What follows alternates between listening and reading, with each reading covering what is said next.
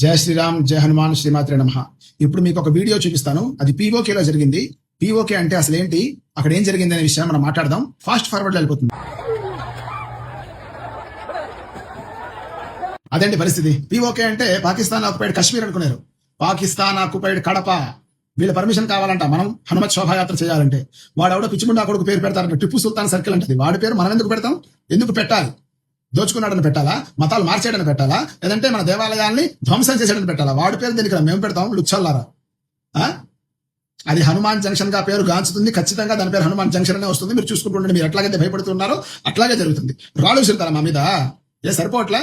చూస్తూ ఉండండి. రాబోయే కాలంలో మీకు ఏం జరుగుతుందో మీరు కూడా చూస్తారు. ప్రతి హిందూ బంధువు కూడా దీని మీద ఖచ్చితంగా స్పందించి తీరండి.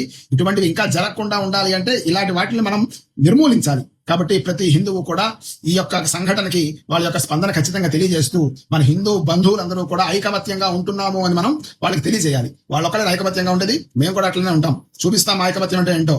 కాబట్టి ఆ జంక్షన్ హనుమాన్ జంక్షన్ కానీ లేదా హనుమాన్ చౌరస్తా అని కానీ దానికి పేరు పెట్టాలి అని చెప్పి అందరి తరఫున కూడా నేను భావిస్తున్నాను. మీ అభిప్రాయాలన్నీ కూడా కామెంట్లో తెలియజేయండి. జయ శ్రీరామ్, శ్రీమాత్రే నమః, జయ హనుమాన్.